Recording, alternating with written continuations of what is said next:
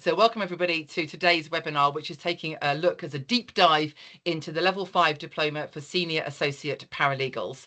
And my guest today is Tom Mortimer, NALP's Academic Director. I shall be taking him through the questions. And my name is Chantal Cook and I'm the CEO of NALP. So Tom, let's get cracking. When we refer to a Level 5, what does that mean? And how is a Level 5 different from, say, a Level 4? Okay, so what the government and various educational bodies, such as the Office for Students, Ofqual, Ofsted, what those bodies have done is over many, many years, they have developed a system by which we can measure qualifications, essentially. And what the levels do is they reflect the level or the standard or the requirements of the education or the units of education which sit within each of those levels. So if we think about level 5, when we talk about level 5, what we're essentially talking about is the second year of an undergraduate degree. So what that gives you is it gives you an indicator, an idea, if you like, of the expectations, the requirements, and the likely level of commitment that you as a learner will need to make in order to be successful in that qualification. I think for me, the most important thing that I would say, and hopefully the thing that will help attendees and others appreciate the significance of the levels, is I would suggest it's like this.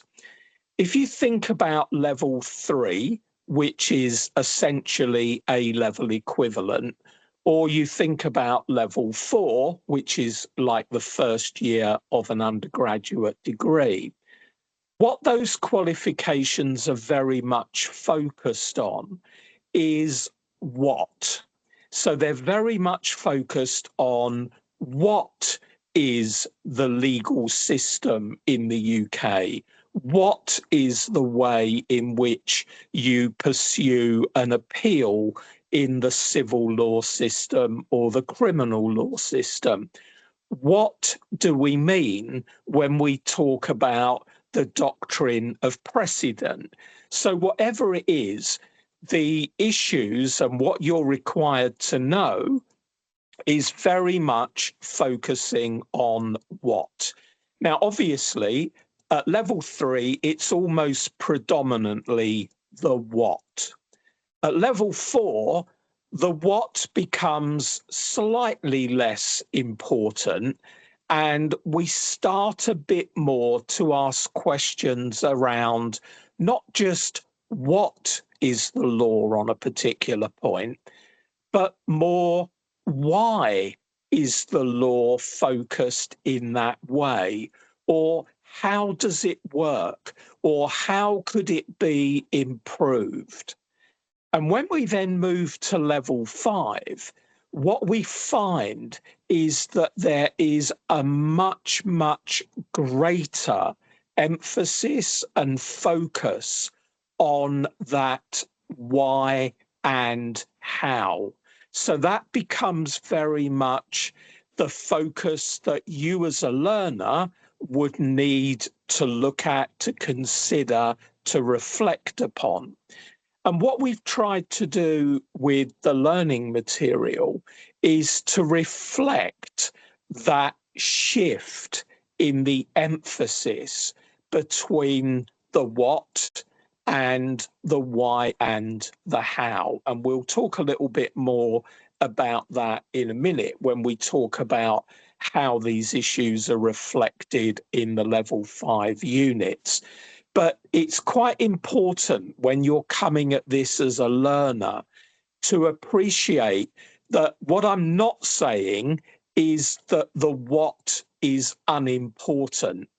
The what is still important. You still need to know it.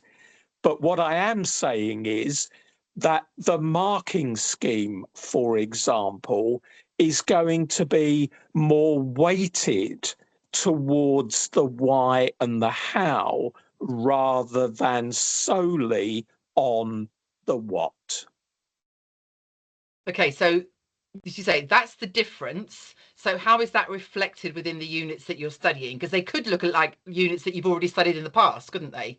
They could indeed. And it's really, I suppose, really, the simplest way of trying to think about this is it's really about the depth, the rigor, the complexity of the subject at level 5.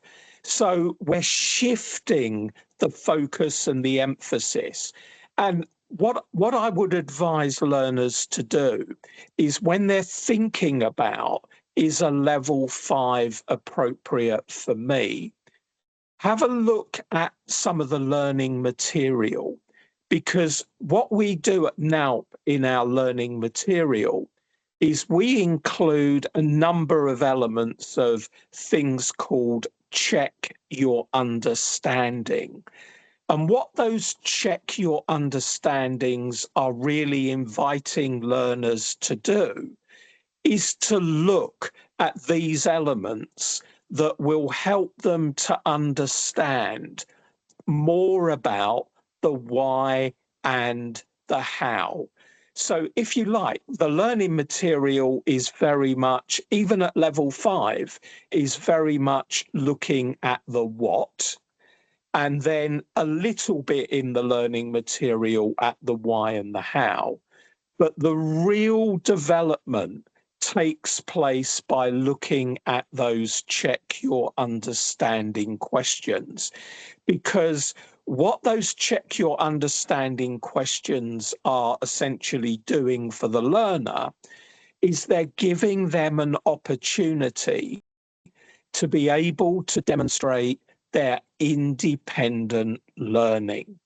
And it's the independent learning that really starts to enable you, when you're answering questions, to be able to look at those issues of complexity, to be able to demonstrate your understanding of those more complex issues. And that is, again, reflected in the marking criteria. So that's the way also that it enables you to start to score better marks, because that is what you're doing. You're showing that level. It's a bit of an education word, but if I may, I'll use it. You're showing that engagement with the learning material. And that's really what you need to be able to do in order to be successful at level 5. And just a quick point on that, because I know we've had a conversation about this, but that is why AI can't do this. Exactly. I think that's worth saying. You know, AI can't answer these questions, but also AI can't do that job. Exactly that. Because if you think about what I've just said, it is, you know, one of the things I've droned on about is understanding, engagement. And the problem with AI is it's brilliant. And I wouldn't deny that for 1 minute. It's brilliant at giving you the structure, the framework. You know, the analogy I always used to use with students was it's a bit like a skeleton. It will give you that structure, but what it won't give you, but yet what you have to have at level 5, is you need the flesh on those bones. And it's the way that you put the flesh on those bones. That's what AI can't do for you, but that is what gives you a better mark, because it's your opportunity to demonstrate and evidence your understanding of that complexity that you're dealing with. Now, what was the rationale for the choice of subjects that sit within the level 5? Yeah, I think there were two really key factors with this. The first is that we have to reflect the fact that level 5 requires learners to be able to demonstrate and evidence that understanding, that rigor, that complexity. So therefore, we needed to choose subjects which would allow them to be able to do that. So that was part of the rationale. That was part of the reasoning as to why we chose the subjects we did. I think the second major reason that we chose the subjects we did is because when you start thinking about level 5, by the time you're doing that as a learner, what you're really showing in terms of your role at work is that you're likely to be either thinking about or moving into a more senior level role. So we also wanted the subjects to be units which reflect the type of topics, the type of substantive areas of law that more senior paralegals are likely either to have experience of or are likely to be areas that they, as a senior paralegal, might move into. And I think the other factor that influenced us was very much that what we wanted to do in those level 5 units was we wanted to show the links between theory and practice. And I would argue, but then I'm biased, but I would argue that the way that we've structured our units at level 5 reflects very much the way that learners are likely to experience those subjects in their practice. So if I may, if I can just give you a very, very quick example. When I was at a university, one of the areas that students always struggled with, almost to a person, was land law. But land law is actually quite an important topic, and it's certainly a topic that paralegals are likely to come across. So one of the things I was thinking about when I was looking at structuring level 5 was how we could make land law, for want of a better expression, slightly more exciting and slightly more palatable. And that's why what we've done with level 5 is we have merged land law with conveyancing. And the reason we did that was because our view was that conveyancing is basically, and I know purists will disagree with me here, but essentially conveyancing is land law in practice. So our view was that if we merged those two subjects, land and conveyancing, together, what we could actually do was achieve a number of different objectives. We could try and demystify land law.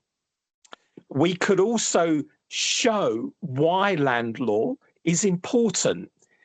And we could also show how land law relates to practice. And that's what we've done by linking it with conveyancing. So as a paralegal, and particularly as a more senior paralegal, I'm unlikely ever to have a client that will specifically maybe have problems in land law. You will get some, but they're few and far between. What they're much more likely to need a paralegal for is conveyancing. And therefore, by being able to merge those two subjects together, our hope is that we will enable paralegal learners through NALP to actually become very good at land law, but that is because they understand it in the context of that practice-based area of conveyancing. All makes sense. Thank you. So the level 5 diploma for senior associate paralegals, we've talked about kind of what's in it. It's more about the how rather than the what. We've talked about the subjects and so on that are included. How's it assessed? Yes. So what we've done with level 5 is we've essentially carried on the process of assessment that we use at NALP Level 4 and at NALP Level 3. And for those of you that are unfamiliar with what that actually is, essentially what it means is that at Level 5, we assess you using two alternative methods of assessment. And in order to get the qualification, you have to pass both of these elements of assessment. So the first thing that we ask you to do at level 5 is a multiple choice question assessment. And that multiple choice counts for 40% of the final mark of learners at level 5.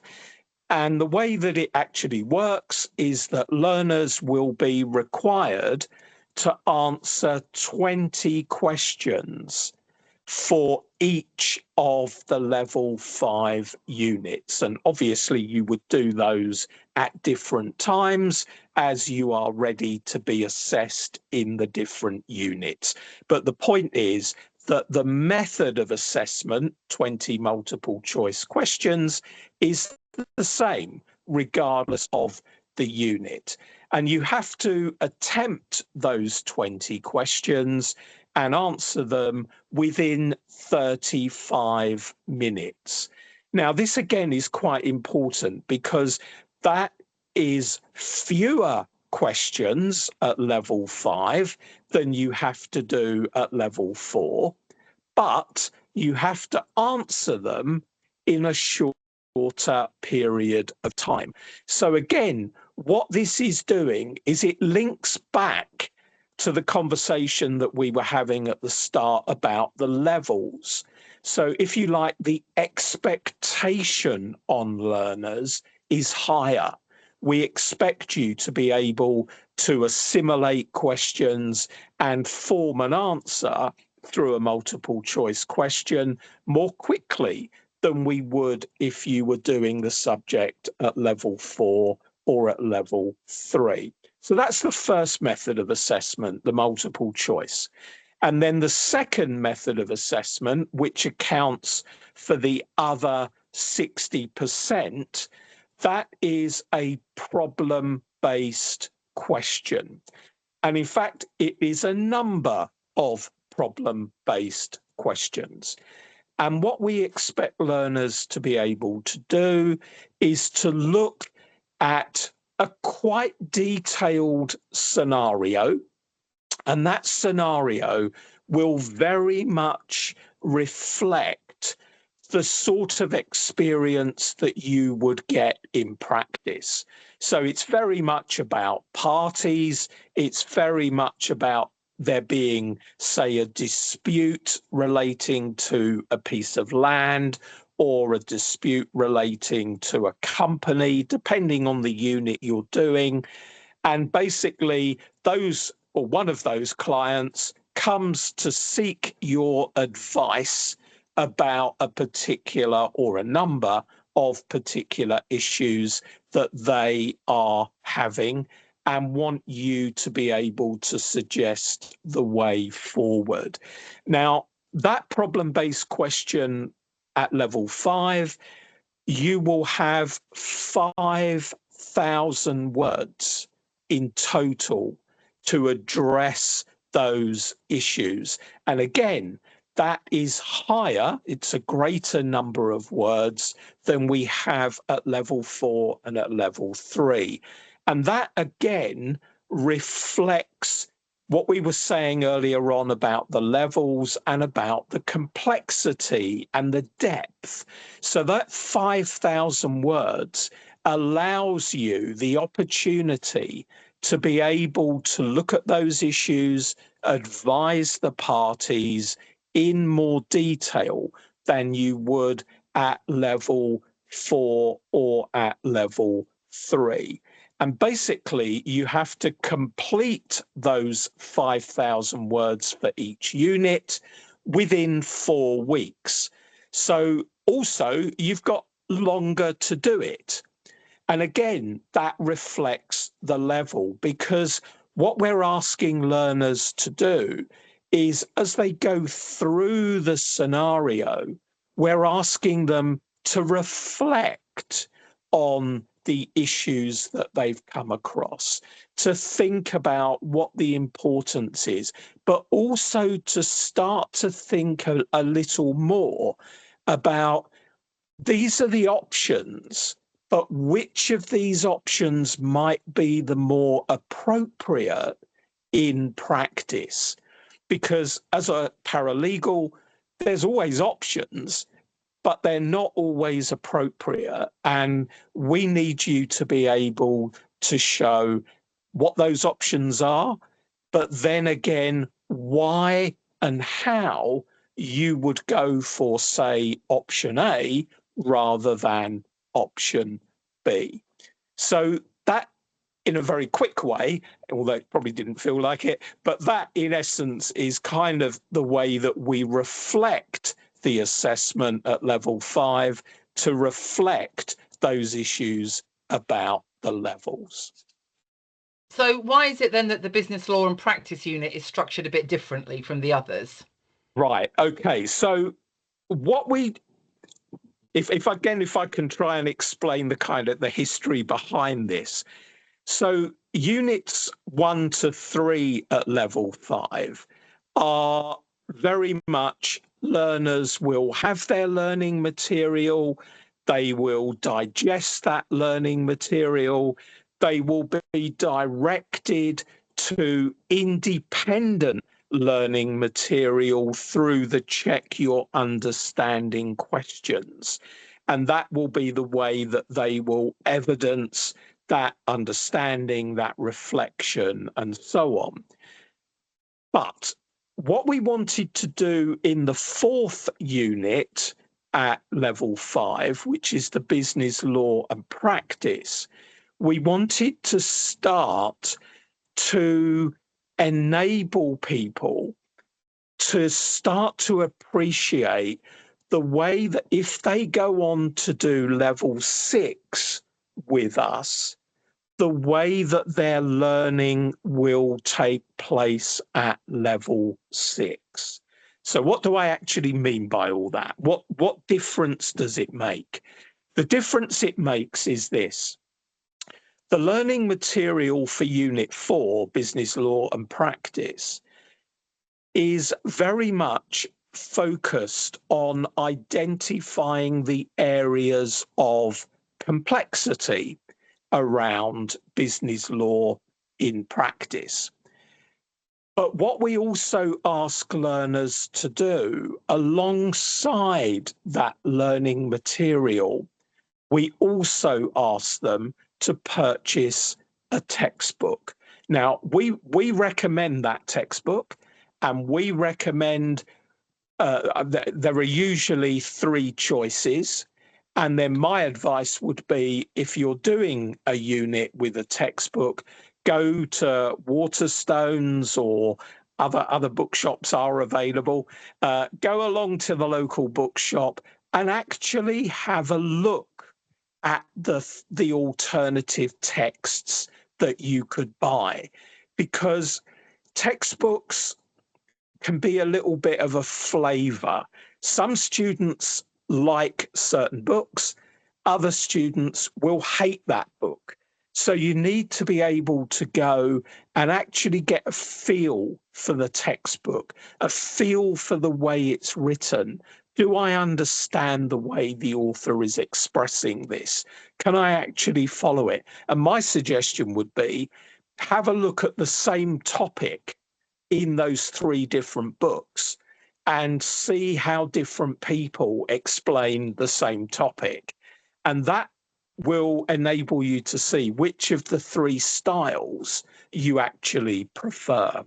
But what that book will do is that book will build on the learning material. So the learning material is very much about giving you, if you like, a pathway through the material. It tries to remove some of the complexity and perhaps the areas that we know from real life learners struggle with. So the learning material is very much about trying to demystify, and then the textbook will then build on that material.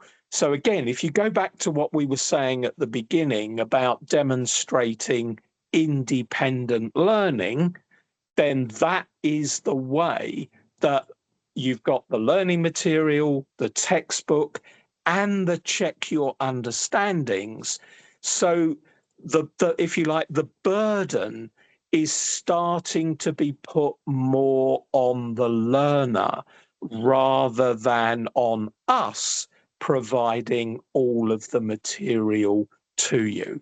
Now, before anybody is frightened by that, let me just say that certainly BLP, the manual, the learning materials are written in a way that will hopefully allow you to be able to demystify some of those concepts, get them clear in your head.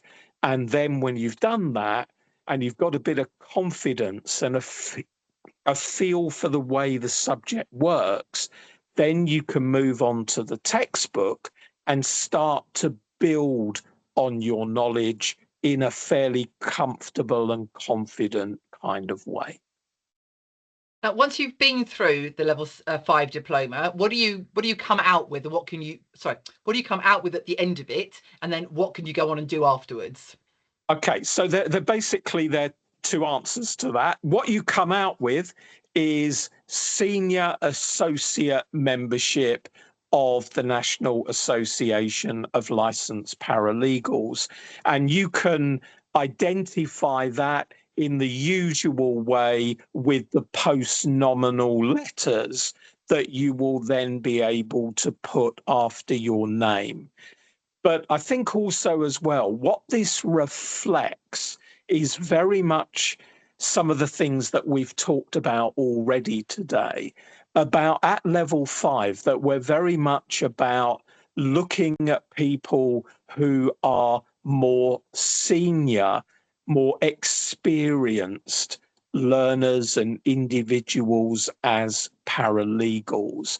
And we're reflecting that. So that's one of the obvious things that you will get and that will come out of it.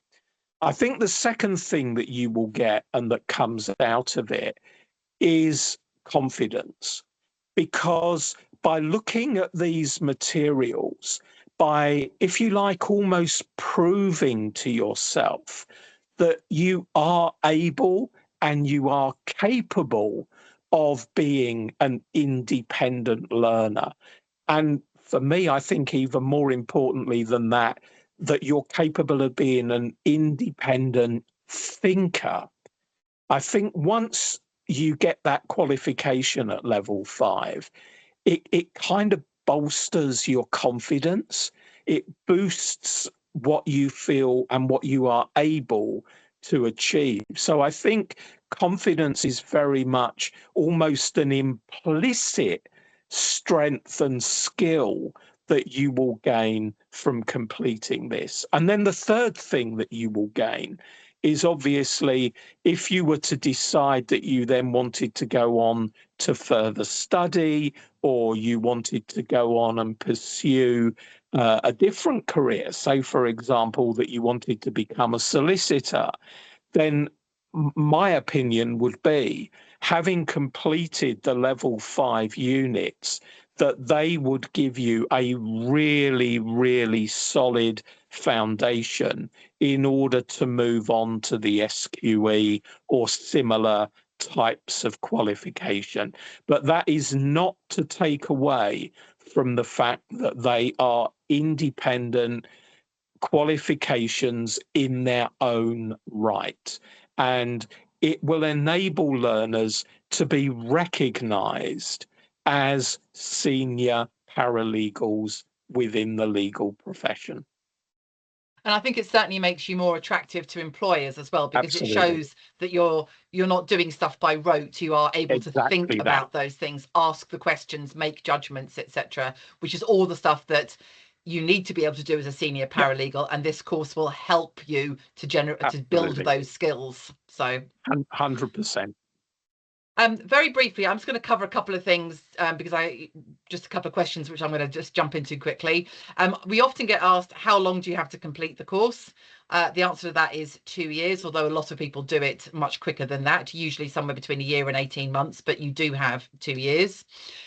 If you are prevented from studying, or something, or was an unforeseen circumstance like, a serious illness or something like that, what can you do? Well, then you would go to your learning centre and say to them, this is what the problem is. And then they would ask for either a special consideration or a reasonable adjustment. They're slightly different depending on what the situation is.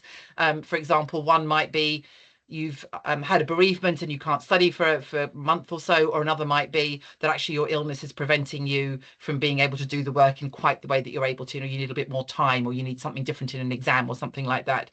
So if you have any of those issues, don't panic. Go to your learning provider, your centre, and speak to them, and then they will be able to sort that out for you. There is a process that they go through, and they will talk you all through that. Also, what happens if you kind of completed part of the course, then you have to stop completely and then pick it up again later on. You can do that. You will likely have to re-enroll, but there is a thing called recognition of prior learning. So we would look at what you've done so far, which what you've been assessed on, what you've passed, etc. And then some of that would be able to go towards this recognition of prior learning, which means you don't have to do the whole lot all over again. So again, if you have stopped in the middle and you're thinking, I'd like to go back, but I really don't want to do it all over again, go again and talk to your centre, and they will be able to sort that out for you and let you know which parts of it can be recognised moving forward. So hopefully that gives you everything you need to know as a deep dive into the Level 5 diploma. We have got a quick question which I'd like to do before we finish today. So I'm going to throw this out to you, Tom, but also happy to jump in and answer as well. So Elaine says, I'm a qualified paralegal in Scottish law and a chartered legal executive level 3 in England and Wales. Note there that Scottish law is different from that in England and Wales. Yep. I am looking to gain a qualification in Northern Ireland. Can I do this with NALP? And also, do I need to consider doing a level 3 or 4, or can I just go straight on to level 5? I've worked as a paralegal for over 30 years in civil litigation. Right. My suggestion very quickly would be send us your CV and we will have a look at it. Certainly, if you're thinking about looking at practice in Northern Ireland, then what you've done with Silex Level 3 will be relevant and it is applicable in Northern Ireland. Scotland, as Chantal has said, is a different legal system. It's a civil law-based legal system. So therefore, that will not. But what certainly will count is any experience that you have within the English legal system. We will be able to look at that to identify which is the most appropriate level for you to come across to and start at for the NALP qualification. I certainly would not be thinking about level 3. I would possibly be thinking about level 4, but that I think is more unlikely. I would probably be thinking about level 5. So sorry, I'm not being very helpful, but the reason is because I'm kind of in the dark a little. So please either give to us at NALP or to your centre, and they will send through to NALP your CV, and we will have a look at it, and we will then assess that against our criteria. But certainly it would be, in my opinion, the top end of the levels rather than the bottom. Thank you. And also, just to clarify, that the qualification that you study with NALP absolutely is recognised and relevant in Northern Ireland. So don't worry, it's not like you might be studying with a centre in England or Wales. And what does that mean for Northern Ireland? No, absolutely relevant, absolutely recognised over there. And we have plenty of paralegal members who've studied with us who are practicing in Northern Ireland. So hopefully that answers your questions. Well, thank you so much, Tom Mortimer, Academic Director at NALP, for all your help today in giving us a deep dive into the Level 5 Diploma for Senior Associate Paralegals. If any of you have any other questions or whatever, do ping them through to us. You can pop them through at admin@nationalparalegals.co.uk and we'll do our very best to answer them for you. And if you've got questions, again, a bit like Elaine's, where you're not sure which qualification is quite right for you, again, contact your centre or contact us and we'll be able to talk you through what's right based on kind of what you've done so far. So again, thank you very much, everyone, for joining us, and we look forward to seeing you at our next webinar, which will be in September, and will be a deep dive into the Level 7. Thank you.